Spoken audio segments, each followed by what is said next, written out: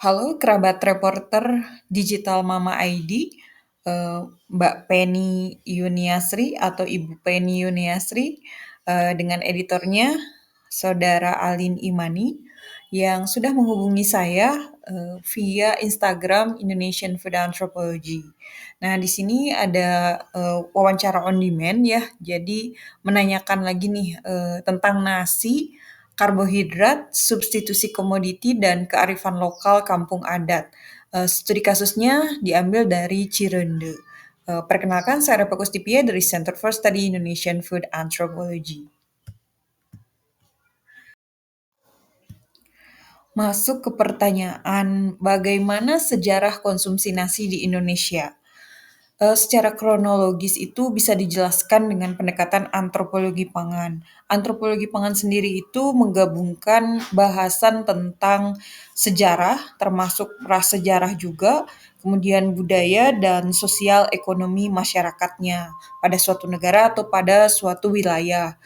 Nah, kita ngelihat lagi nih, bagaimana zaman dulu ya, zaman dulu itu kan sebelum abad ke satu Masehi ya. Jadi itu sering disebut dengan masa prasejarah, bahwa orang-orang Indonesia itu nggak langsung menikmati padi ya, beras, nasi gitu. Sebelumnya kan ketika melihat dari sisi paleonya gitu ya, orang-orang Indonesia itu ternyata mengkonsumsi umbi-umbian ya, salah satunya adalah talas ya. Talas itu makanan purba, komoditas purba yang udah ada sejak lama sebelum sagu bahkan ya. Secara artefaknya kan demikian kalau dilacak dari paleodiet ataupun dari arkeobotani ya.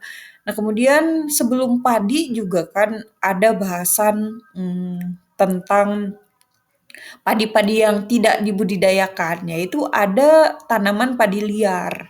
Jadi di beberapa wilayah tuh di Jawa Barat juga banyak kan yang oriza, bukan oriza sativa, oriza rupipogon. Coba nanti ya dilihat lagi. Nah, itu kan tanaman padi liar yang tidak masuk ke dokumentasi komoditas padi ya di Indonesia ini gitu. Namun orang Indonesia sempat mengkonsumsi tanaman padi liar ini. Nah, ada beberapa bukti-bukti arkeologis ketika orang Indonesia itu belum makan padi ya, yaitu tersebarnya di wilayah Indonesia Timur ya. Itu harus dikaji lagi di Wallacea ya. Jadi eh, ya lokasi dengan bioregion sangat beragam ya, terlebih di Sulawesi, di Kalimantan, dan itu kan sejarah ekologi budaya untuk menentukan pelacakan data pangan pokok. Nah, secara antropologi juga dilihat bahwa masyarakat itu kan dulunya ya, Indonesia itu masih nomaden ya, berpindah-pindah gitu ya, makanannya juga diperolehnya dari alam.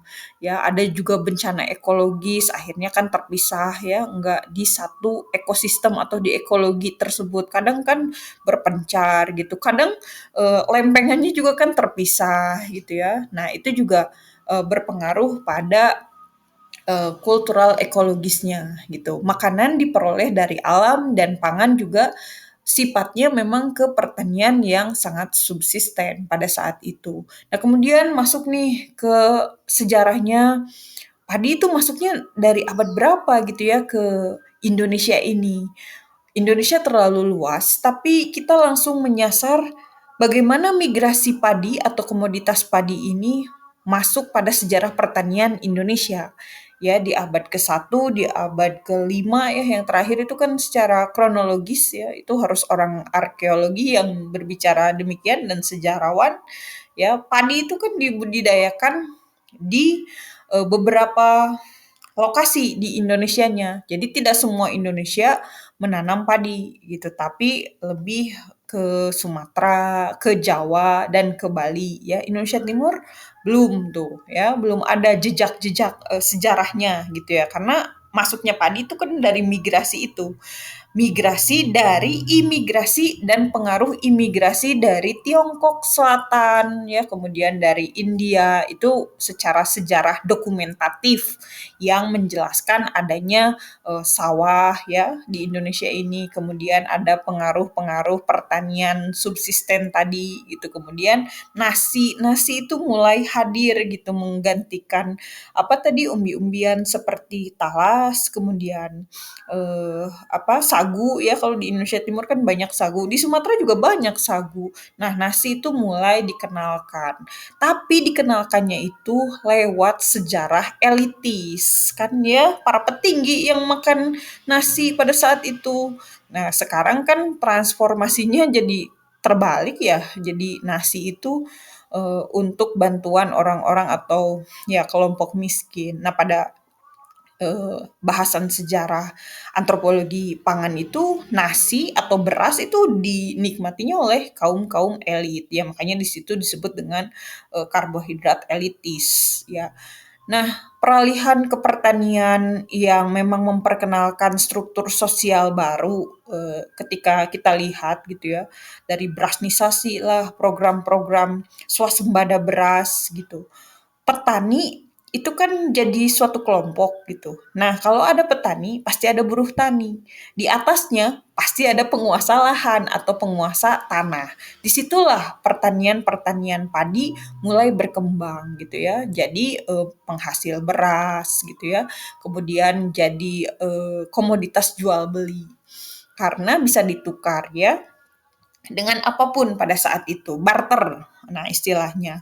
Kemudian Indonesia juga kan ada secara sejarahnya berdekatan dengan bahasan-bahasan kerajaan. Di Jawa Barat sendiri itu masih ada sisa-sisanya, misalkan di lokasi saya ya, Sukapura, kan itu kerajaan Sukapura tuh Tasikmalaya, masih ada tuh sekarang ya, warisan-warisannya masih masih secara lisan ataupun secara reflektif, implementatif tuh ada gitu, tapi secara dokumentatif atau secara arsip nggak ada gitu. Siapa yang mau menuliskannya sejarah tersebut? Jadi diambil dari kerajaan-kerajaan besar yang memang ada artefaknya gitu ya. Misalkan kalau misalkan ngomongin pangan kuno, nah Mataram kuno kan dari kerajaan Mataram, itu kan ada bahasan tentang jamu, ada bahasan tentang produksi-produksi pertanian ya, termasuk di situ juga bahasan padi, sawah gitu ya.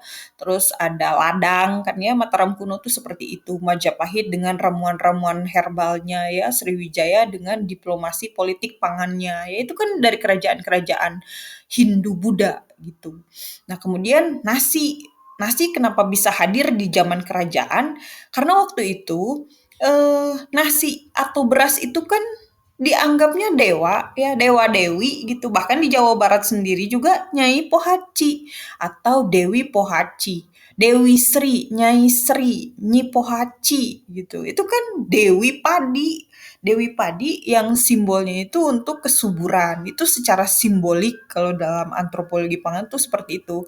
Nah, simbolisasi nasi dalam budaya itu Dewi Sri tersebut tuh, Nyi Pohaci. Jadi kalau misalkan pepatah leluhur atau orang-orang tua Sunda zaman dulu gitu ya, itu nasi nggak habis, nasinya nangis gitu. Pernah denger nggak pepatah-pepatah seperti itu?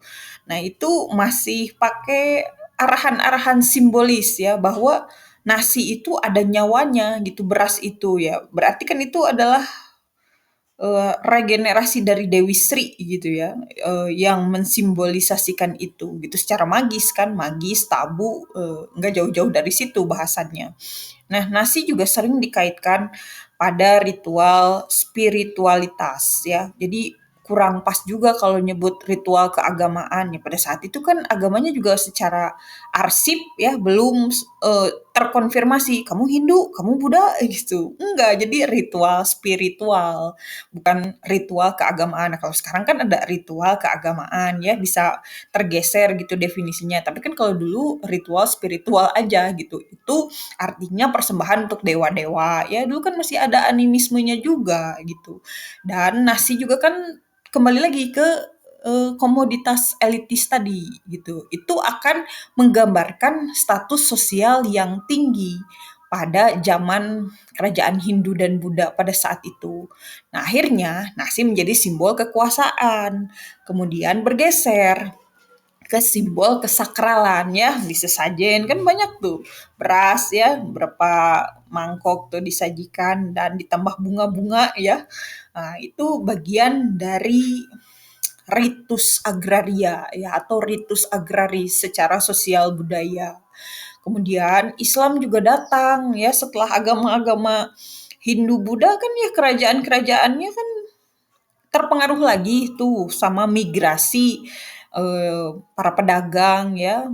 Islam juga datang gitu, punya perubahan pola konsumsi juga ya. Nasi juga dibawa dari mereka ya, beras ya, berasnya macem-macem gitu. Tapi di situ juga ada eksploitasi ya, sayangnya, dalam pertanian untuk ekspor ya. Karena ketika Islam datang, kemudian Islam kan berbarengan ya sama yang kolonial tuh, kolonial awal Belanda berarti ya datang ke Indonesia gitu. Belanda datang ke Indonesia itu eh, lebih ke budidaya kemudian perkebunan. Nah, mereka tuh seneng gitu di agraria, di pertanian. Karena apa? Karena mereka mau hasilnya. Hasilnya ya untuk diekspor ya, dibawa lagi. Oke, Indonesia dan SDM-nya yang bekerja, nanti hasilnya mereka-mereka yang menikmati. Kan masih seperti itu kolonial Belanda ya, mengeksploitasi pertanian. Nah, melihat nih komoditas yang paling naik gitu, yang paling dibutuhkan nasi atau beras gitu. Jadi nasi juga secara kondisi pada saat itu ya terinstitusionalisasikan. Artinya di situ makanan pokok rakyat, tapi sebagai alat kontrol kolonial. Oke, masyarakat Indonesia makan nasi, tapi dibatasi gitu. Kalau misalkan mau, oke, kerja ya. Nah, itulah di situ ada bahasan perbudakan pada pertanian, kemudian politisasi ya beras gitu, atau politisasi komoditi. Nah, itu mulai muncul. Itu ada konflik-konflik lah ya. Nah, itu kedatangan padi, beras gitu ya, dan eh, sejarah dari budidayanya gitu. Nah, kemudian hal tersebut menggambarkan perubahan pola konsumsi makanan gitu, yang menunjukkan adanya adaptasi budaya terhadap kekuasaan ya. Nah, kekuasaannya kan masih kekuasaan asing ya dulu gitu, dan ada kontrolnya itu dari agama ya. Nah, di situ saling berbarengan. Nah, kemudian ketika kolonial Belanda dan adanya politik etis, itu sudah ada di tahun 1900-an ke sini ya. Ada tanam paksa kan ya, atau kultur stelsel. Itu akan berhubungan dengan sistem irigasi ya pada area-area sawah gitu. Jadi udah dibikin display gitu ya. Display yang mana yang teraliri, yang mana yang dikeringkan gitu. Beras sendiri pada saat itu integrasinya itu harus dari ekonomi eh, komoditas secara kolonial gitu. Jadi masyarakat Indonesia yang pada saat itu dibilangnya kelompok pribumi tergantung pada nasi mau nggak mau. Karena apa? Karena paham kolonial pada saat itu memang mengikis keberagaman pangan lokal gitu ya. Waktu itu kan orang Indonesia nggak makan nasi dulu gitu, tapi apa? Dari Madura tuh ada jagung, ya dari Indonesia Timur dan kawasan Sumatera, bahkan di Jawa Barat juga ada sagu, gadung ya, terus porang gitu, singkong gitu. Kan masyarakat seperti itu ya, karena apa? Warna tani tadi, agroforestry lah kalau sekarang bilangnya. Itu kan tumpang sari pangan yang komoditasnya itu berlimpah ya, beragam gitu dari hutan. Bahkan yang umbi-umbi yang aneh-aneh sekarang tuh dulu memang itu makanannya sebelum nasi gitu. Nah, itu kan kolonial Belanda itu memberikan proses homogenisasi pangan ya pada masyarakat Indonesia. Karena apa? Karena mereka ingin mendominasi secara kolonialistik ya atau kolonialismenya gitu. Jadi pemusatan kekuasaan pangan. Kata kita padi, padi gitu. Karena apa? Tujuan mereka untuk ekspor. Nah, sedangkan tujuan orang Indonesia kan berarti kalau sudah dibuat ketergantungan, mereka akan terus lapar di komoditas itu gitu. Jadi mereka tidak akan mengutamakan lagi selain beras ya, bahkan mereka akan menganggap asing singkong. Nah, kemudian masuk tuh di era politik Indonesia. Itu kalau dibahas dari gastropolitik, pemerintah Indonesia kan mau tidak mau ya membentuk identitas beras, berasnisasi ya, itu sebagai makanan pokok orang Indonesia, nasi, itu mereka membentuk sendiri seperti itu dan menyimbolkan ya bahwa nasi sebagai simbol kemajuan. Kemajuan apa? Kemajuan pertanian, kemajuan agraris. Tapi kan ketika kita melihat secara lanskap dan sejarah pertanian, ternyata beras itu cocoknya kan nggak di semua pulau di Indonesia. Yang ketahuan baru di Jawa Barat ya secara historis ekologis ya. Ya wajarlah disebut simbol kemajuannya karena berlimpah pada saat itu. Nah, produksi pun kan tidak cukup ya. Ada krisis pangan kan pada tahun berapa ya? Indonesia 1950-an sampai 55 tuh datanya ya secara sejarah. Coba nanti dilihat di Dinas Pertanian setempat ya bagaimana keadaan stok pangan atau stok berasnya. Itu kan terjadi krisis juga, tapi tidak parah ya. Mungkin sekarang sebutannya rawan pangan ya, kalau dulu kan nggak ada alat ukur itu ya, alat ukur atau skalanya ini rawan apa krisis, yang tahunya kalau misalkan stok pangan nggak ada, krisis. Nah, kemudian Indonesia juga mengalami dampak dari revolusi hijau. Jadi ada ya gitulah dampak global ya akhirnya. Ada teknologi benih unggul, ada kedatangan pupuk kimia gitu. Ada irigasi yang tidak menggunakan atau memfungsikan, apa ya, elemen-elemen dari alam gitu. Jadi kalau misalkan mau irigasi harus bayar listrik, harus bayar energi substitusinya atau konversinya. Nah, itu yang menyuruh orang Indonesia. Udah tahu Indonesia itu agroekologi pertaniannya ya, mereka tuh bisa memfungsikan elemen nexus. Jadi elemen nexus itu pangan, air, energi ya. Mereka udah bisa. Cuman kan kalau ada revolusi hijau, berarti kan orang Indonesia ini dipaksa maju, tapi enggak terfasilitasi gitu. Nah, seperti itulah. Jadi kan imajinatif ya untuk orang Indonesia pada saat itu. Nah, kemudian Indonesia itu dari sisi gastropolitiknya diajaknya atau apa ya, ditransformasikannya adalah untuk swasembada beras. Namanya swasembada berarti kan tidak ada kemandirian pangan. Itu bakalan disuplai atau gimana gitu berasnya. Karena udah swasembada nih, apalagi swasembada pangan.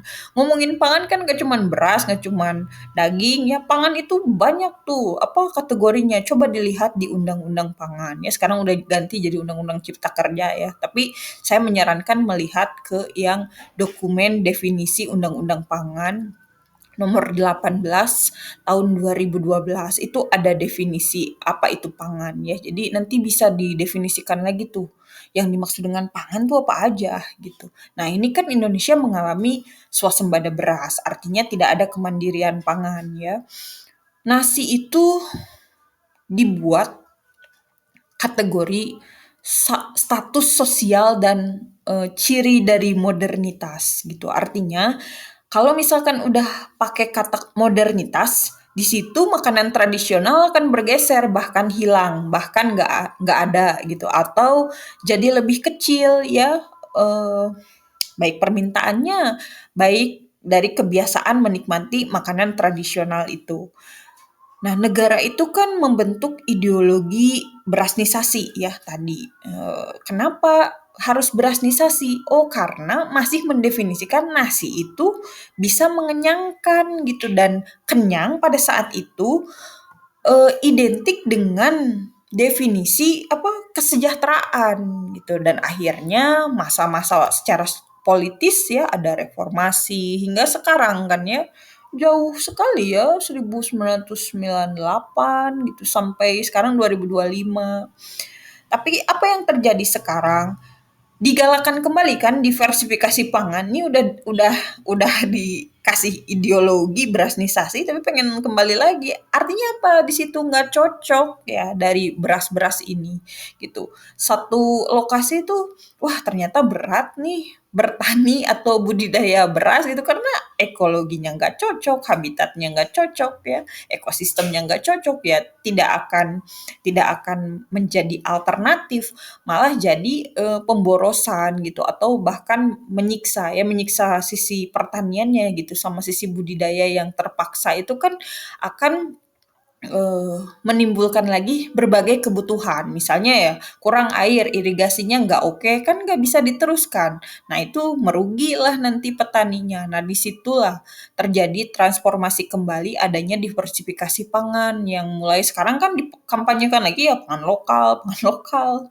Giliran udah nggak ada dikampanyekan lagi. Kenapa nggak dilestarikan gitu ya pada saat itu bukannya diganti. Ya mungkin pengetahuannya pada saat itu belum sampai ke situ ya terhadap Indonesia itu kalau misalkan dampaknya belum terasa tidak akan apa ya secara preventifnya itu agak kurang gitu. Tapi kalau misalkan udah terasa aja ya, aduh beras mahal gitu. Kita kembali yuk ke sagu, ke jagung, ke singkong gitu baru sadarnya belakangan gitu ya. Nah, diversifikasi pangan juga karena ketergantungan terhadap beras kan ya gitu menimbulkan krisis juga, rawan pangan juga gitu. Bahkan ketidakmampuan untuk membeli sembako-sembako pokok ya. Termasuk harga beras naik juga kan jadi risau, kemudian jadi khawatir ya tidak bisa terbeli lauk pauknya. Ketika iya jadi patokan gitu, harga beras naik nih. Wah, sekarang macam-macam ya beras premium, beras organik. Wah, ternyata itu dioplos gitu ya. Nah, itu juga kan menimbulkan ini tuh gimana beras beras yang benar tuh yang mana gitu. Nah, kemudian ada globalisasi dari variasi konsumsi. Nah, kondisi ini juga memaksa kan ya nasi jadi mahal gitu. Nasi kan ya kalau misalkan kita membeli gitu di tempat-tempat yang menyajikan fast food tuh makanan cepat saji, coba lihat satu porsinya berapa itu segede gitu centong ya, secentong tuh 5.000, 8.000, bahkan ada yang 12.000. Nah, itu kan menimbulkan dominasi ya. Apakah ada penggantinya? Penggantinya jauh lebih mahal, misalkan kentang gitu ya. Orang kembali lagi ke nasi, nggak apa-apa deh 12.000 per porsi gitu kan. Nah, itu kan dipaksa oleh globalisasi tadi gitu untuk variasi menu yang sangat minim. Kemudian ketika kita melihat negosiasi identitas masyarakat Indonesia gitu. Apakah benar masyarakat Indonesia juga mau meneruskan pola makan leluhurnya gitu atau pendahulunya? Kan belum tentu ya karena aksesnya terbatas gitu. Jadi ketika ditanyakan apakah nasi bukan makanan asli orang Indonesia, ya bukan secara sejarah gitu, melainkan hasil dari proses migrasi, proses rekayasa gitu, kemudian adanya proses sosial ekonomi yang berkembang gitu, bahkan secara tradisi juga bergeser. Nah, konsumsi nasi itu masih mencerminkan relasi kuasa ya, ritual spiritualitas gitu dan ada identitas budayanya gitu. Nasi pada saat itu dan sekarang masih ada yang menjadikan simbol modern gitu, simbol, wah ini patriotisme secara nasional nih, makanan pokok udah bisa makan nasi gitu. Bahkan menentukan kelas-kelas sosial ya. Kalau sekarang kan karena udah terbiasa makan nasi ya, makan beras sekarang kan jadi bergeser gitu. Berasnya apa? Beras raskin apa premium gitu, beras organik apa beras gimana gitu kan ya itu menjadi kelas-kelas sosial baru dari kategori beras atau dari kategori nasi ya. Nasinya juga kan hitam, merah gitu kan. Sekarang kan begitu ya. Itu penanda kelas sosial juga tuh kalau dalam obrolan sosial budaya. Ya kalau misalkan obrolan kesehatan kan bagus-bagus aja ya karena kan di situ dilihat dari eh, kandungan vitamin B1-nya, kemudian dari seratnya ya, bahkan dari indeks glikemik. Tapi kalau misalkan udah ngomongin kelas sosial tuh beda gitu. Berasnya juga premium, mahal gitu, luxury ya. banyak sekali. Kenapa masyarakat Indonesia, khususnya Jawa Barat, sulit lepas dari nasi? Nah, itu ada dokumentasi dari lapangan ya, yang sebelah kiri dari layar adalah foto saya ketika di area tumpang sari pangan. Saya sedang memegang eh, talas ya, talas hutan itu, yang sebelahnya lagi itu proses atau praktik ngahuma. Itu kan cara menanam padi ya sebelum dipindahkan ke sawah ya. Jadi ditanam dulu di kayak hutan gitu atau di area wanatani. Disebutnya prosesnya ngahuma. Apa memang gitu ya? Apa memang benar gitu nasi selalu jadi makanan utama di daerah Jawa Barat gitu ya?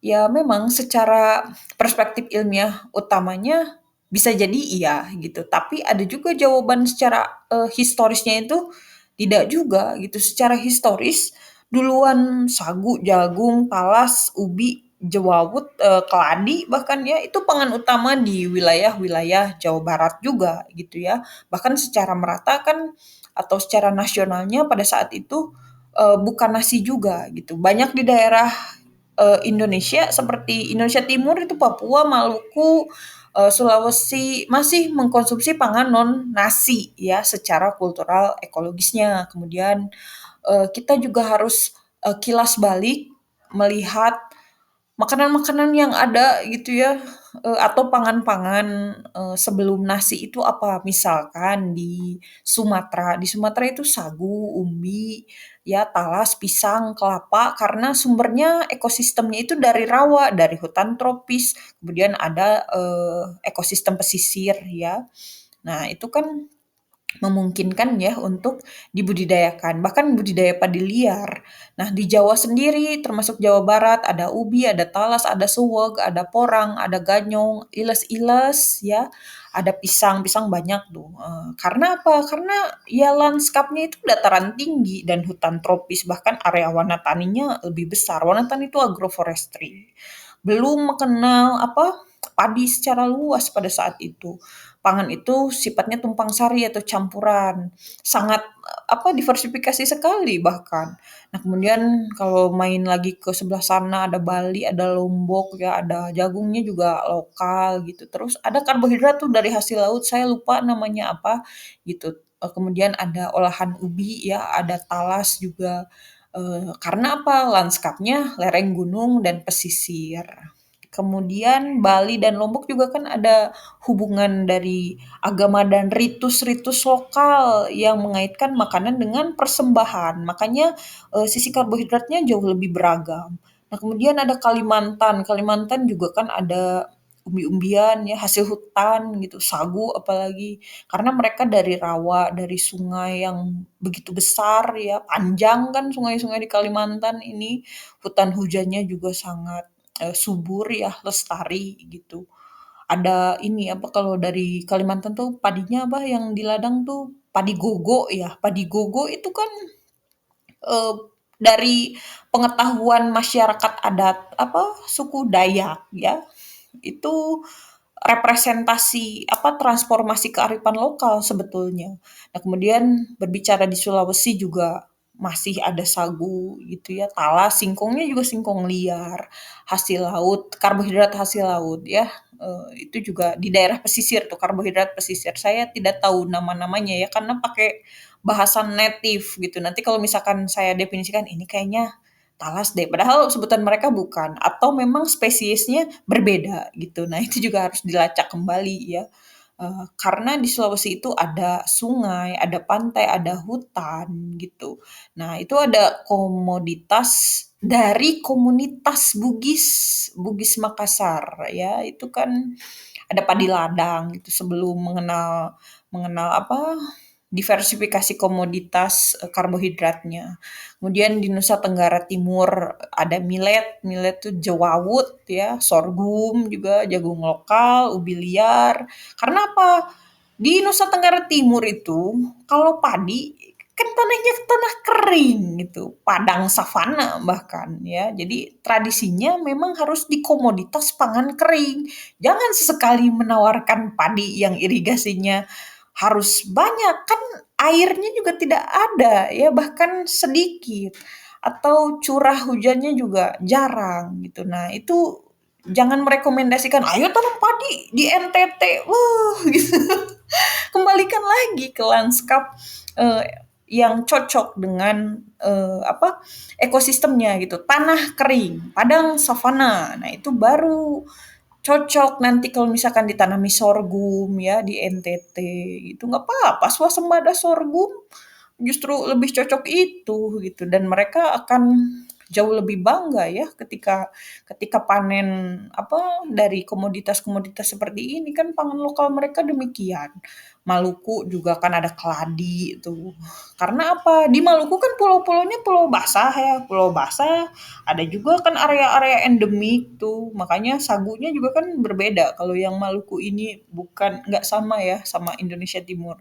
Karena apa? Ada pulau-pulau basah tadi. Tradisi bakar batu, kemudian fermentasi sagu ya. Di Maluku kan banyak. Itu kenapa tidak tidak populer? Di Papua sendiri, wah ini sangat beragam ya gitu. Jadi kalau misalkan kehilangan ya, ya gimana gitu transformasinya bagaimana ini di Papua gitu. Di Papua kan dulu sebelum ada nasi ada ubi jalar, talas, sagu, buahnya juga buah hutan ya. Itu dipadu-padankan dengan ya protein yang ada di situ, di hutan itu gitu yang masyarakat, misalkan di Papua itu masyarakat Dani ya, masyarakat Dani di dataran tinggi, mereka itu mencari ubi jalar kan ya secara ininya historisnya gitu. Ya sekarang masih ada atau enggak gitu yang saya tahu ya, pangan atau sumber pangan di Papua mahal-mahal kalau dibeli ya. Nah, di Papua juga ekosistemnya kan lembahnya tinggi gitu, hutannya juga kan dataran rendah gitu. Kalau misalkan di pesisir, pesisir pasti ada sagu, sagu ikan. Makanya kan ketika orang-orang Papua atau ya Indonesia Timur yang dekat dengan Papua itu lebih ke sagu dan lauk pauknya itu lebih ke ikannya itu cocok karena lanskapnya begitu. Kemudian kita bahas lagi yang eh, di Jawa Barat kenapa jadi ke nasi ya?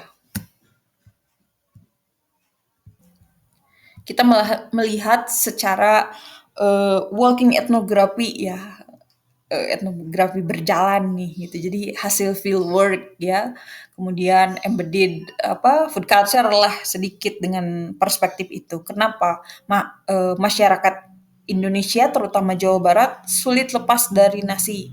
Yang pertama ketika melihat lanskap Jawa Barat itu sendiri emang cocok gitu ya dengan budidaya padi ini gitu, dan secara tradisi ya, orang-orang Jawa Barat itu kalau misalkan belum makan nasi, belum makan. Walaupun dia udah makan lepet ya, nasi-nasi juga, beras-beras juga, tapi beda.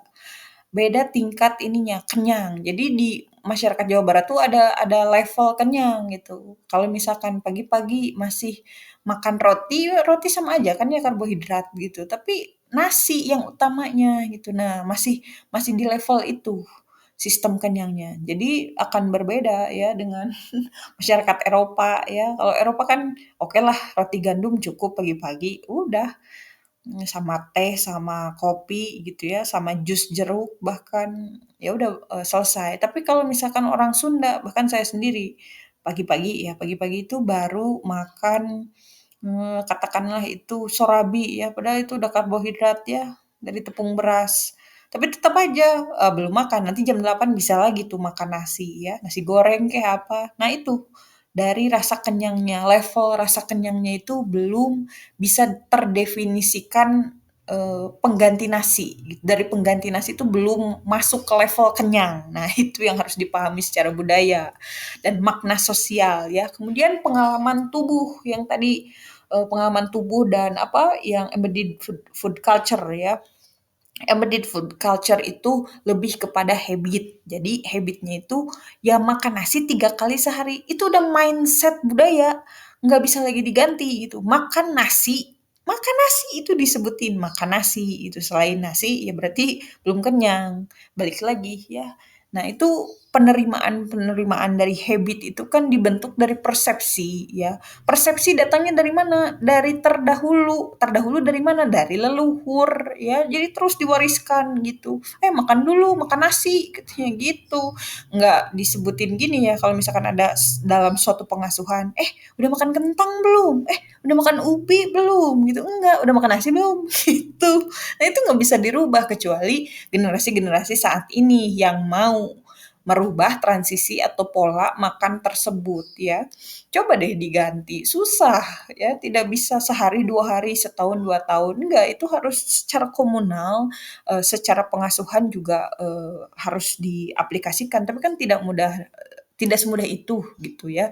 Ditambah apa? Ditambah aksesnya kan tidak ada ya, bahkan jarang. Nah, ketika kita melihat lagi gastronomi orang Sunda, ya gastronomi itu nggak harus yang wah fine dining gitu, mahal, mewah, enggak. Gastronomi itu justru dari hulu ke hilir gitu. Kita ngelihat dari hulu ya, dari hulunya gimana nih aksesnya, akses komoditas pangan orang-orang Sunda. Oh ternyata kebanyakannya ya pada beli beras gitu, dibikin nasi, nasi disajikan panas, dikelilingi oleh lalapan ya piring-piringnya itu, ada sambal, itu kan sambal tuh ada kandungan histidin ya dari apa, dari cabai gitu. Histidin itu kan menambah nafsu makan, ya nambah lagi nasi ya, mau tidak mau itu secara selera demikian. Nah itu struktur rasa dasar dalam kuliner Sunda ya, nasi, lalapan, sambal aja udah bikin enak gitu, apalagi ditambah lauk ya, lauk pauknya. Entah itu ayam, ikan gitu kan yang masih segar, kan dadakan kebanyakan orang-orang Sunda makan. Nah, itu kan membentuk struktur berbagai elemen dari nasi sebagai pembawa rasa netralnya, lauk pauknya itu asin ke pedas gitu. Sebentar. Ya, lanjut lagi ya. Tadi ada pengumuman sebentar.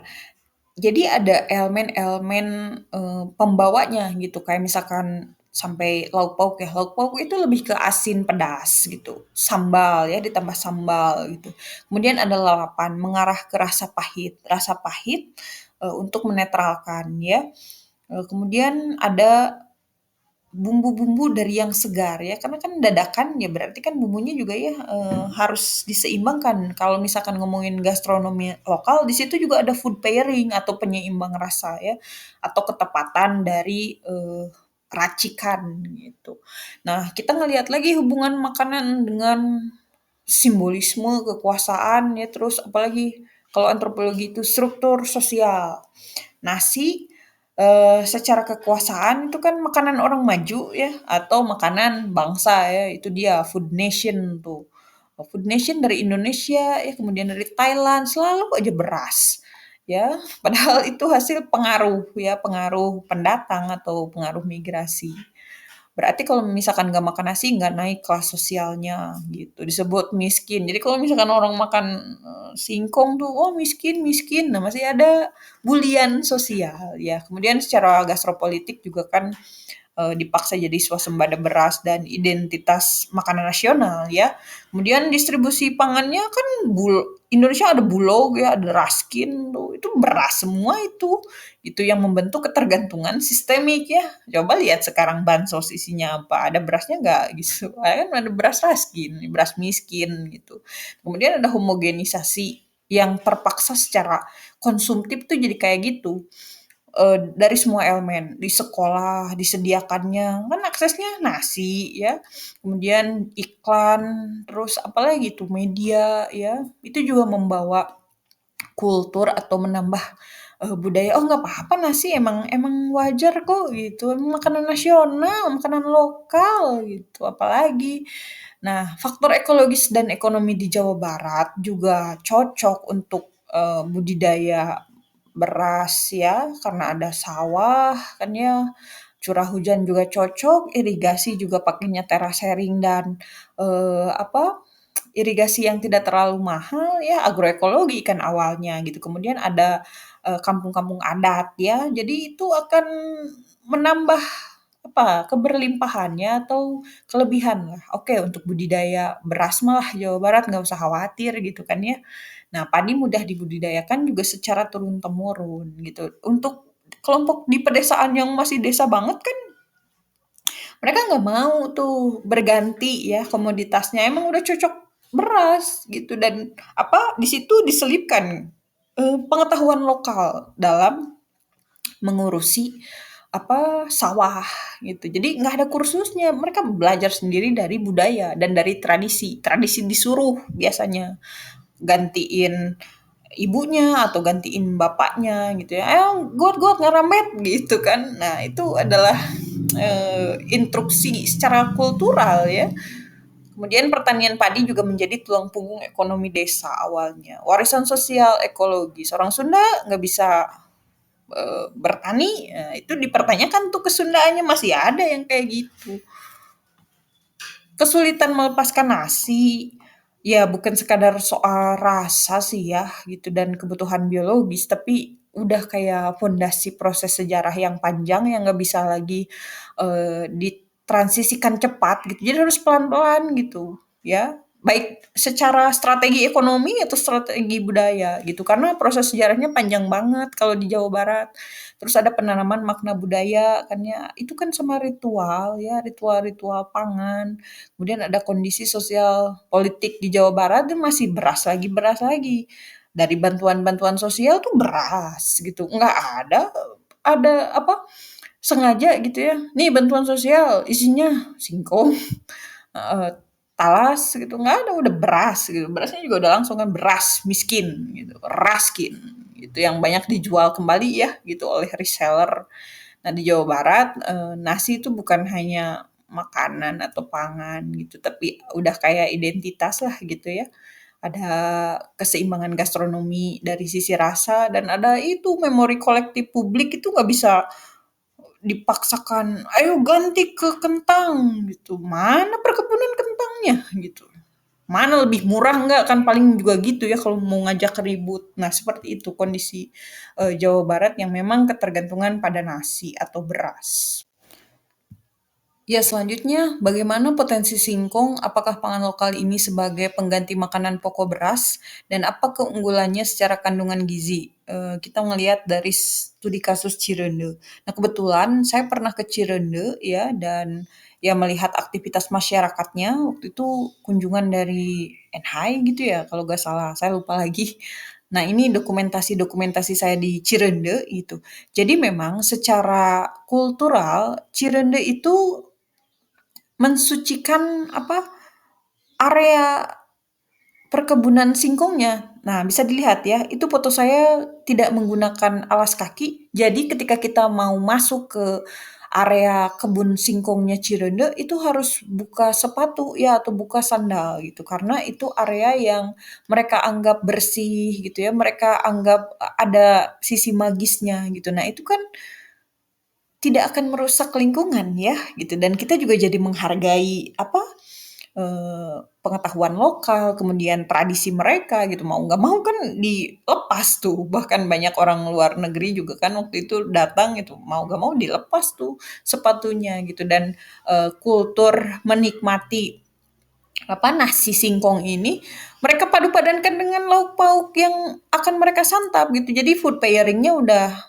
sesuai dengan akses dan ketersediaan komoditas yang mereka biasa nikmati gitu. Waktu itu saya menikmati, beras singkong itu dengan karedok ya, kemudian dengan ikan bakar gitu, eee, karena ada perjamuan kunjungan pada saat itu ya, gitu. Nah, itu kan hal yang perlu dilestarikan ya, gitu.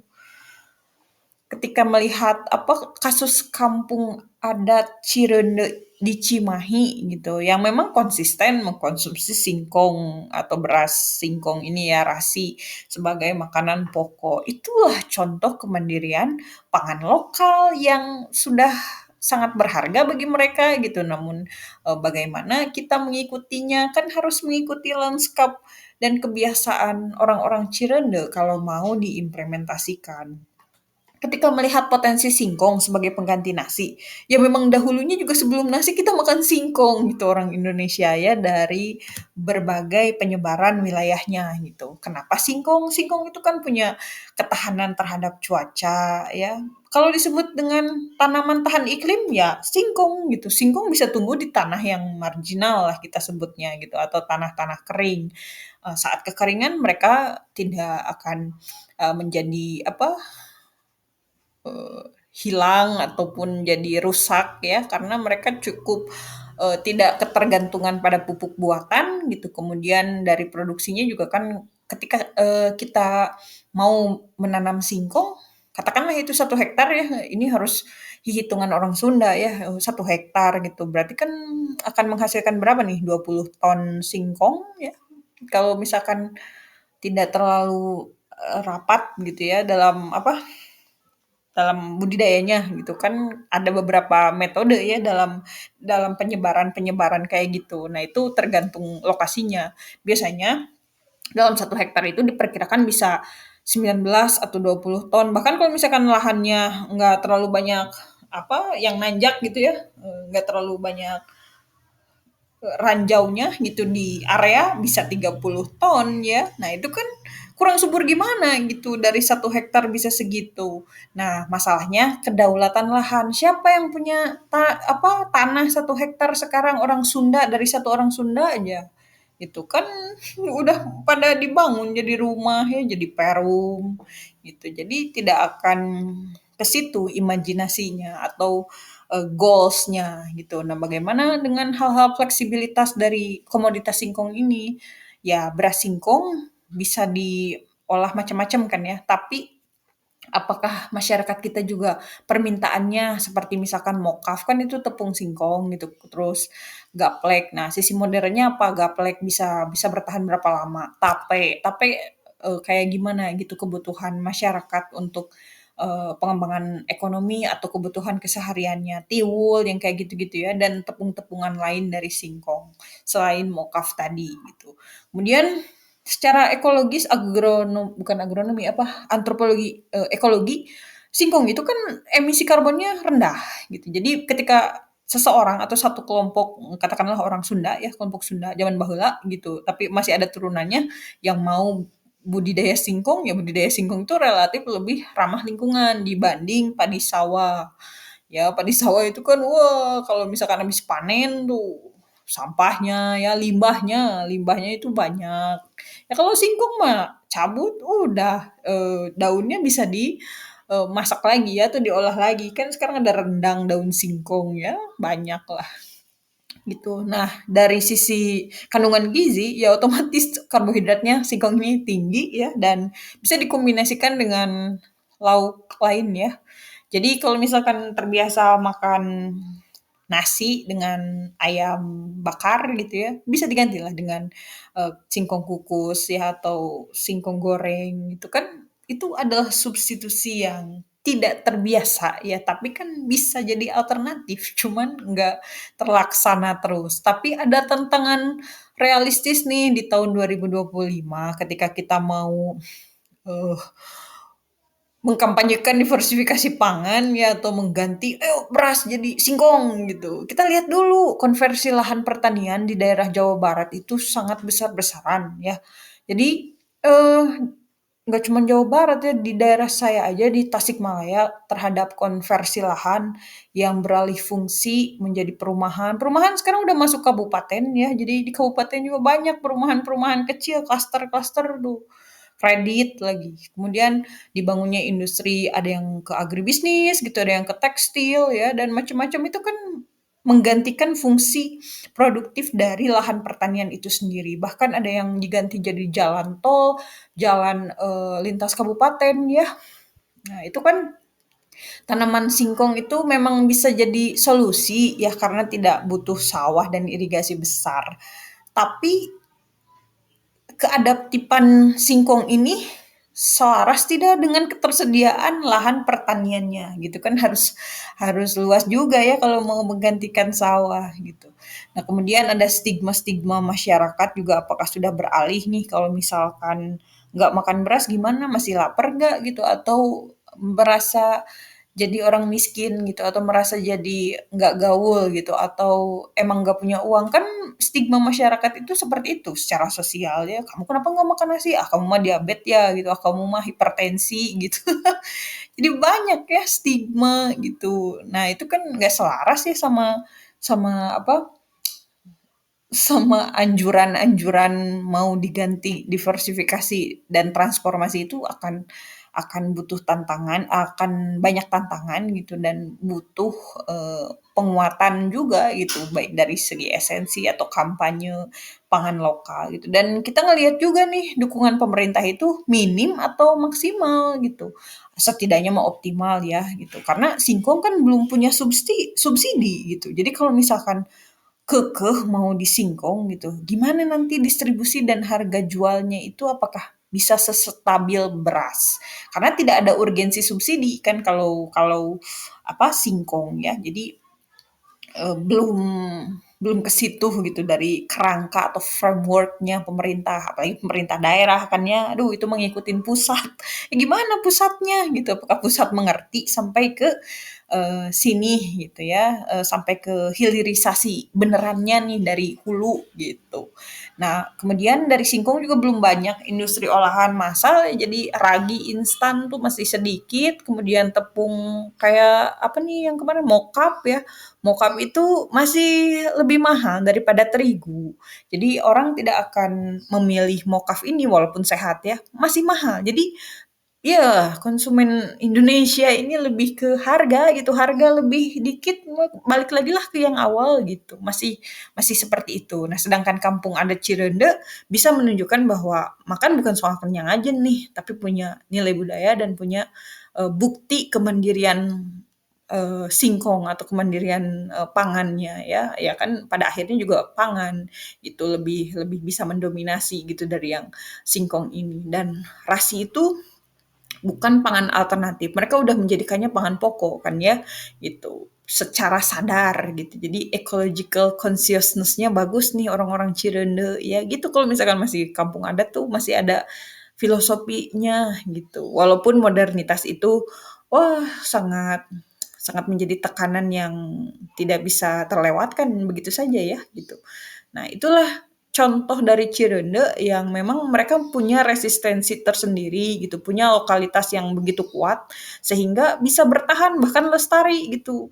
Termasuk di era globalisasi ini mereka masih masih ajeg gitu ya, masih nggak bisa terpengaruhi, tapi mereka transformatif relevan gitu, mengikuti zamannya. Sekarang zamannya kayak gini, ah udah dijadikan wisata aja, mereka mencontoh Cirende gitu loh.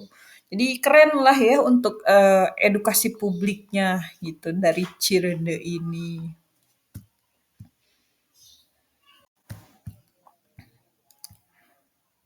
Nah, ini terlewat ya, kandungan gizi. Saya itu udah lama nggak melakukan food waging faktual, artinya menimbang makanan, secara spontan ya di lokasi. Tapi ketika saya ke Cirende itu melakukan, perkiraan ya dari satuan alat tukar. Jadi kalau satuan alat tukar itu biasanya para ahli gizi ya melakukannya, dengan rata-rata. Jadi kayak misalkan saya ngambil satu centong, anggap saja itu 100 gram. Nah, itu kan berbeda ya ketika saya memakan nasi putih satu centong dengan nasi singkong. Nah, secara umum nasi putih itu 100 gramnya itu kan 175 kalori ya, sekitar segituan lah. Itu kan gimana teknik olahnya ya gitu. Kemudian karbohidratnya itu dirata-ratakan itu 40 gram, lumayan gede gitu. Nah, kemudian serat pangannya itu berapa kalau nasi putih? Kurang dari 1 gram tuh, bahkan kurang dari setengah gram juga. Ya segituan lah ya, nanti dicari ininya, lebih tepatnya. Kalau proteinnya itu 3 sampai 5 gram, lemaknya itu kurang dari setengah gram ya. Nah, indeks glikemik nih kalau misalkan nasi putih kan tinggi ya, sedangkan nasi singkong tidak gitu. Kemudian dari sisi mineralnya juga, eee, kurang ya kalau misalkan nasi putih gitu, vitaminnya juga lebih rendah karena cuman ada vitamin B1, B3. Udah itu, sekarang kita lihat dari nasi singkong atau rasi. Nah, ketika saya di Cirende, nah itu kan 100 gram ya, anggap aja satu centong kayaknya mah lebih gitu, tapi kita anggap 100 gram aja ya, gitu. Walaupun kalorinya itu 160 kalori, karbohidratnya kurang dari 40 gram ya.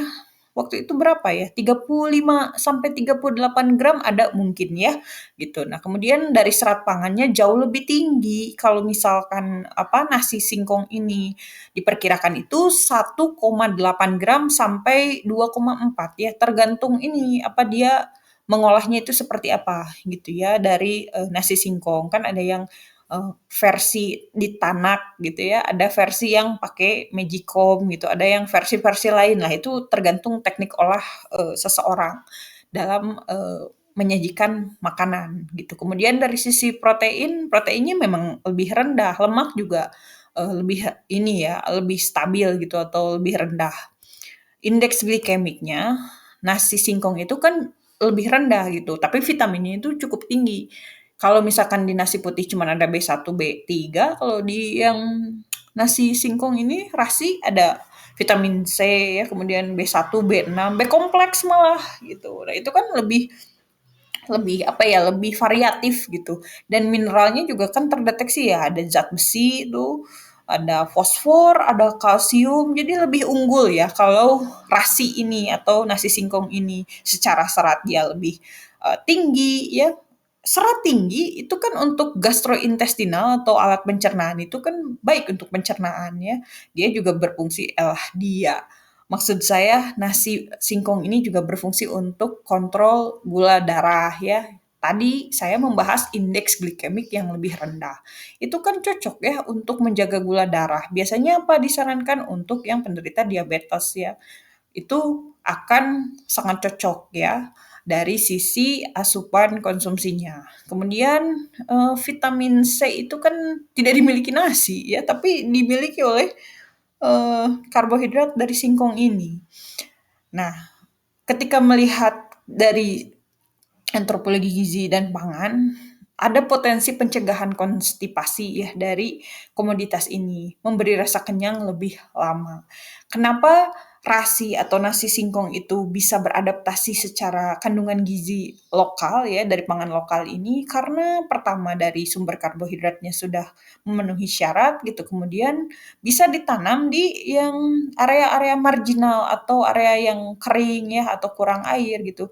Di situ kan akan menjaga ya serat dan mikronutriennya itu terjaga atau seimbang lah gitu ya. Jadi dari sistem gizi tradisional tuh udah nggak harus tergantung pada ultra food process ya. Jadi udah aja itu akan menjadi adaptasi yang sangat baik gitu yang akan saling melengkapi. Kemudian kita melihat terasi atau nasi singkong ini sebagai nilai-nilai adat atau dari kearifan lokal ya. Makanan itu kan bukan cuma soal kenyang ya, orang Cirende itu, memperlakukan nasi singkong ini, tapi soal relasi mereka dengan kebun singkong ya. Bisa dilihat tadi saya nggak pakai alas kaki, karena apa? Saya menghormati orang-orang Cirende yang memang berpesan, kalau misalkan mau ikut ke kebun singkong, buka alas kaki gitu. Karena mereka apa? Seperti mensucikan area perkebunan singkong itu gitu. Itu kan nilai spiritual ya. Saya kan mau gak mau juga menghormati ya, harus buka sepatu itu jalan-jalan nggak pakai alas kaki di kebun singkong dan ternyata sangat mulus ya ininya apa lokasi perkebunannya itu, nggak yang takut kena paku lah apa, enggak, mereka menjaga lingkungan itu gitu. Jadi luar biasa dari sisi ekosistemnya gitu. Nah, nasi singkong juga punya gizi yang sangat, adaptif gitu, artinya dia tahan terhadap iklim, bisa menyuburkan tanah juga gitu. Artinya kan ada, potensi tumpang sari pangan ya di dalamnya itu. Kemudian filosofi hidup masyarakat adatnya juga masih terjaga gitu. Mereka tahu, esensi dari melestarikan lingkungan gitu. Bahkan jangan sampai ada sampah ke area apa, kebun singkong gitu. Mereka sangat menghargai sekali gitu, bahkan manusia aja lepas alas kaki. Berarti kan itu nilai-nilai adat yang sangat bagus ya. Itu dia mencontohkan bahwa ya kerusakan-kerusakan lingkungan bisa dilihat dari bagaimana manusia memperlakukan alam itu sendiri gitu. Dan itu orang-orang Cirende sudah bisa memperlakukan itu ya atau menerapkan esensi-esensi filosofisnya gitu. Kemudian secara kelestarian alam untuk keberlanjutan gizi karena nasi singkong itu dari tanaman yang tumbuh tanpa pupuk kimia atau irigasinya besar ya, seada-adanya aja itu mah ya di kebun gitu. Jadi lebih ekologis dan lebih apa kalau ngomongin sustainability dapatlah itu yang masyarakat Cirende dengan kebun singkongnya itu. Jadi bisa dijadikan model gizi masa depan dari kearifan lokal ya ketika saat apa terjadi rawan pangan atau krisis pangan nantinya gitu. Nah, kemudian ngebahas apa tadi indeks glikemik ya. Oh ya, saya pernah belajar di survei konsumsi ya dan gizi dalam daur kehidupan ya. Indeks glikemik ini kan sangat berpengaruh sekali ya apalagi dilanjut dengan pembahasan dietetika atau ilmu dietetika ya. Indeks glikemik itu sederhananya adalah seberapa cepat makanan yang mengandung karbohidrat meningkatkan kadar gula darah setelah dimakan. Bahasa singkatnya indeks glikemik itu kecepatan makanan bikin gula darah naik. Nah, gitu kali ya kalau lagi ngobrol gitu. Jadi semakin tinggi angkanya, semakin cepat makanan itu berubah jadi gula dalam darah ya. Semakin rendah berarti makanan itu dicerna lebih lambat nih, slow food berarti. Jadi gula darah naiknya lebih pelan dan stabil. Sekarang kita ngelihat indeks glikemik dari mana? Dari angkanya. Kalau misalkan angkanya rendah, 55 ya ke bawah. Itu kan ada di kelompok nasi apa, nasi singkong atau rasi ini di oat ya kalau misalkan makanan barat ya, kacang-kacangan gitu ya, itu kan rendah tuh. Umbi-umbian gitu, umbi-umbian sih ada yang sedang ya, glycemic index-nya itu yang misalkan nasi merah, ubi, jagung kan lebih dari 60-an ya itu. Coba dilihat lagi nanti di kategorinya ya. Untuk yang tinggi, tinggi tuh 70 ke atas, 75 bahkan. Nasi putih, roti tawar, kentang goreng, gula pasir itu tinggi. Nah, kenapa concern atau fokusnya ke indeks glikemik gitu? Karena ini bahasanya gizi gitu. Indeks glikemik tinggi itu bisa bikin gula darah naik cepat gitu. Gula darah naik cepat, ya cepat lapar nanti ke berat badan naik ya berat badan naik ya risiko macam-macam ya yang paling umum apa ya diabetes itu gitu. Nah makanya dengan indeks glikemik yang rendah itu memang mengenyangkan gitu lebih lama ya gula darahnya juga jauh lebih stabil gitu dan ya baguslah untuk kesehatan jantung jangka panjang ya apalagi kalau misalkan suka beraktivitas fisik gitu ya konsumsilah komoditas-komoditas pangan yang indeks glikemiknya rendah ya. Apa ininya plus minusnya? Oh, secara sosiokultural apa secara gizi antropologi gizi? Kalau secara sosiokultural mah yang gampang aja. Nasi singkong, rasi ini kenyang lebih lama, gula darah stabil, lebih sehat. Kalau nasi putih cepat kenyang, cepat lapar, gula darah naik. Udah seperti itu ya. Sangat simpel sekali. Selanjutnya, kira-kira bisakah rasi ini direplikasi untuk daerah Jawa Barat lainnya? Ketika kita ngelihat ke realita lapangan kan nggak selalu lah ya gitu. Sekarang kan banyak perumahan kabupaten. Nah, itu yang tadi saya jelaskan yang konversi lahan. Nah, coba secara fakta sekarang aja gitu, apakah ada lahan pertaniannya gitu. Secara biologis, kalau misalkan mau dilihat dari antropologi pangan, itu bisa dengan pendekatan biokultural ya. Jadi secara biologis dan teknis itu memang bisa gitu. Apakah rasi bisa direplikasi di daerah lain di Jawa Barat? Bisa tentu. Tanaman singkong kan tumbuh subur ya, kayak di Tasikmalaya, di Garut, di Sukabumi, di Ciamis, di Cianjur apalagi Sukabumi, Kuningan ya, terus ya masih banyak lah ya gitu, di Bogor juga bagus ya singkong. Nah, singkong kan tidak butuh irigasi yang rumit, kemudian cocok aja di lahan kering ya. Itu tadi saya bilang komoditas tahan iklim ya, bahkan di pekarangan kalau misalkan mau coba ya. Nah, ketika zaman dulu sebelum ada nasi kan udah terbiasa juga makan tiwul, gaplek, ya itu secara kultural. Jadi punya memori kolektif juga kembali lagi ke singkong yang makan non beras tadi. Jadi secara alam dan sejarah memang udah terbiasa dan bisa hidup karena pernah dikonsumsi secara komunal juga gitu. Tapi ketika kita melihat dari kacamata gastropolitik ya, gastronomi dan politik, nah itu akan menyangkut atau menyinggung masalah sosial, masalah ekonomi, bahkan masalah politik gitu karena tidak mudah. Pertama, adanya konversi lahan yang masif tadi.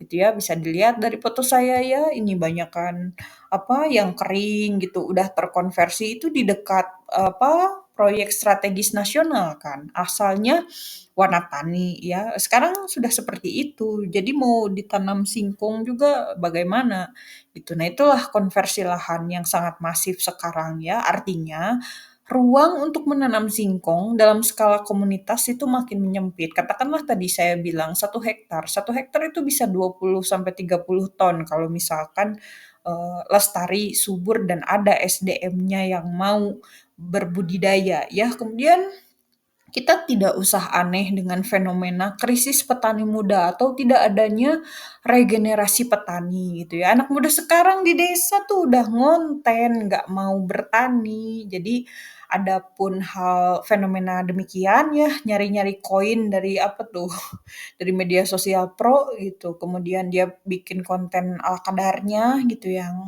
ya belum tentu edukatif lah ya gitu. Nah, itu juga kan menjadi hal yang menggeser dari kebutuhan pertanian sekarang gitu. Kemudian orang-orang desa juga ya bermigrasi ke kota gitu. Jadi, definisi kemajuannya itu ya di desa nggak bisa ngapa-ngapain gitu kalau misalkan nggak ada supply, nggak ada akses, dan nggak ada berbagai kesempatan seperti di kota. Mereka ingin ke kota gitu, akhirnya kan ya nekat gitu, pergi ke kota, kemudian bekerja apapun di kota, di industri, ataupun di dunia kreatif dan digital. Nah, kemudian karena krisis petani muda ini, ya singkong kan jadi nggak keren lagi, susah kerennya gitu, nggak menguntungkan dan butuh tenaga yang besar.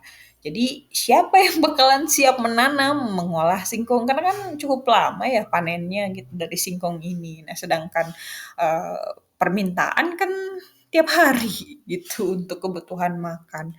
Kemudian saya melihat dari kacamata politik lokal ya, jadi gastropolitik juga ini.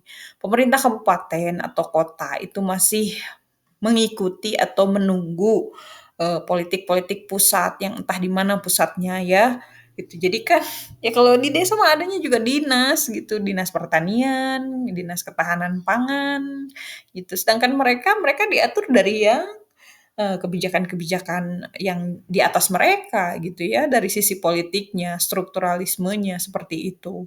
Dan, saya melihatnya pemerintah kabupaten atau kota itu belum menjadikan diversifikasi pangan itu sebagai agenda strategis. Jadi hal ini akan menyangkut pada, bantuan ya, kemudian subsidi dan infrastruktur di sini ya masih berfokusnya itu pada lahan atau ekosistem padi gitu ya dan beras. Karena apa? Karena ada permintaan, permintaannya itu bantuan sosial. Cobalah gitu. Itu juga agak dibedah juga ya sama para jurnalis gitu, bagaimana nih konsumerisme masyarakat itu masih ketergantungan beras apa enggak gitu. Kemudian, dari kampanye dan promosi gizi dan pangan lokal juga masih lemah kalau di sini. Justru di kabupaten dan subkota ya yang menariknya itu adalah pangan-pangan luar gitu, dan tidak mau lagi gitu menyentuh kayak ini singkong rebus gitu, ubi kukus, nggak ada, itu makanan jadul gitu. Kalau di perkotaan kan udah kembali lagi ke slow food, ya biasa aja lah ya makanan organik yang kayak gitu. Justru itu menjadi gaya hidup sehat yang baru gitu, tapi kalau di desa enggak. Udah berubah gitu. Justru mereka lebih senang tuh menikmati ini cemilan dari Hong Kong, cemilan dari Cina, Thailand. Karena apa? Mereka haus akan keterbaruan dan modernisasi dari efek globalisasi gitu. Jadi ya hal-hal yang sudah bagus dari tradisi ya luntur gitu. Nah itu kalau kebijakan lokal bisa mengarahkan pada hal-hal yang diinginkan lebih baik atau mengarah pada diversifikasi yang variatif, cobalah diagendakan gitu, biar ada programnya. Ya kalau misalkan nggak diagendakan ya dari pergerakan-pergerakan komunitas kecil tuh nggak konsisten dan tidak akan berlanjut. Misalnya ya di lokasi saya ada gerakan pertanian nih dari ya komplek gitu, nggak berlanjut, nggak maksudnya nggak yang, "Ayo kita bareng-bareng," nggak ada, karena ya konsistensi itu sekarang apalagi di perkotaan atau di subkota, ya perlu adanya insentif gitu. Ketika tidak ada insentif ya jangan berharap bisa dengan ikhlas gitu ikut berpartisipasi atau kolaboratif. Nggak tercipta ruangan seperti itu sekarang, in this economy gitu ya. Ya elah kumpulan nggak ada amplopnya males gitu. Nah itu, mental masyarakat hari ini ya, itu juga harus dipahami karena apa? Karena kebutuhan hari ini tuh banyak ya, nggak cuman kumpul-kumpul doang dan bertani, kalau misalkan lama ya elah beli aja gitu ya. Nah seperti itu. Nah kemudian, saya juga melihat ya, kemauan politik daerah gitu. Kepala daerah itu harus dijadikan simbol dan harus dijadikan model lah untuk, lebih lebih berpihak ya pada diversifikasi pangan secara prioritas aja dulu gitu, bukan hanya seremoni hari pangan lokal gitu ya. Wah, tari-tarian itu ditampilkan, ya elah besoknya ngapain lagi gitu kan. Kembali lagi ke hal-hal yang biasa gitu. Jadi cuman seremonial aja sekarang yang ada. Kemudian insentif bagi petani muda, ya apaan gitu, jangan cuman mau di brandingnya doang dan jangan diarahkan pada startup lah, terus apalagi nih AI gitu ya, edtech, education technology gitu, tapi sinyal internetnya aja nggak nyampe gitu ya ke desa-desa dan insentifnya juga nggak ada. Insentif tuh nggak harus duit, nggak harus uang maksudnya, tapi fasilitasinya kayak misalkan mereka kan kesulitan ya kalau misalkan jadi petani itu, sulit bibit unggul gitu kan, bibit tuh mahal, benih, kemudian pelatihan pertanian, mahal kalau ke kota. Ya masa aneh ya mau belajar pertanian ke kota yang harganya berapa, 5 jutaan gitu ya, mau belajar apa, nyangkul doang, ngasih pupuk yang kayak gitu. Nah kemudian ke pasar hasilnya juga kurang ada akses gitu. Malah dilepas bukan dibina gitu. Malah gini ya kalau pelatihan di desa dalam pertanian tuh, "Ayo diajarin tuh bikin, toko online." Ya elah toko online gitu, sinyalnya aja nggak ada gitu. Tapi harusnya mereka itu diintegrasikan ke, eee, kayak misalkan ini ya, kayak bukan investornya, tapi dia itu penerima dari supply-supply lokal gitu ya. Nah, hal-hal tersebut belum tercipta di pedesaan, bahkan di subkota juga saya ngelihatnya nggak ada gitu. Nah, itu yang disebut dengan insentif petani muda gitu untuk ya menarik generasi baru untuk bertani lagi gitu. Karena sekarang daripada bertani capek, kotor, ya mendingan jadi ojek online gitu. Ojek online udah yang penting punya motor, ada aplikasi, ada ponsel, berangkat gitu dan uangnya bisa langsung dinikmati. Ya dinikmatinya juga beli lagi pangan ya gitu bolak-balik gitulah gitu.